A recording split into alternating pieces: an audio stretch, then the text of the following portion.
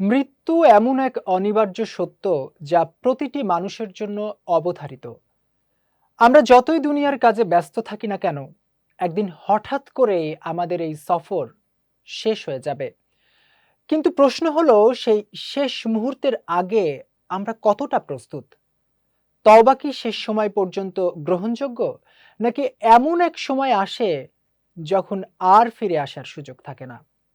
এ নিয়ে বিস্তারিত থাকছে ডেস্ক রিপোর্টে।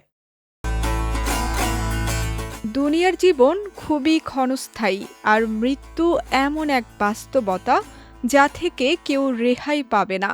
পবিত্র কুরআনে বলা হয়েছে, মানুষ জানে না সে কখন, কোথায় এবং কিভাবে মারা যাবে।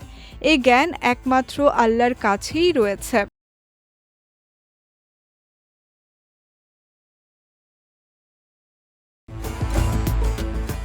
অনেক সময় দেখা যায় কেউ মৃত্যু শয্যায় পৌঁছালে তাকে তওবা করানো হয়। ইসলামের দৃষ্টিতে এতে কোনো সমস্যা নেই। নবী সাল্লাল্লাহু আলাইহি ওয়াসাল্লাম নিজেও মানুষের জীবনের শেষ সময় পর্যন্ত তাদেরকে সত্যের দিকে আহ্বান করেছেন। তাই কেউ অসুস্থ বা মৃত্যু পথযাত্রী হলে তাকে তওবার কথা স্মরণ করিয়ে দেওয়া ভালো কাজ। তবে গুরুত্বপূর্ণ বিষয় হলো, তওবা তখনই কবুল হয় যখন তা আন্তরিক অনুতাপ ও নিজের ইচ্ছা থেকে করা হয়। কিন্তু যখন মৃত্যুর আলামত স্পষ্ট হয়ে যায় এবং মানুষ নিশ্চিতভাবে বুঝতে পারে যে এখনই তার মৃত্যু ঘটবে, তখন সেই মুহূর্তের তওবা গ্রহণযোগ্য হয় না। কারণ তখন তা আর বিশ্বাস ও অনুতাপের ভিত্তিতে নয়, বরং বাধ্য হয়ে স্বীকার করার মতো হয়ে যায়।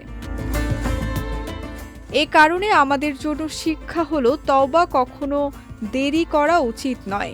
সুস্থ ও স্বাভাবিক অবস্থাতেই আল্লাহর কাছে ফিরে আসা জরুরি। কারণ কেউ জানে না তার জীবনের শেষ সময় কখন এসে যাবে।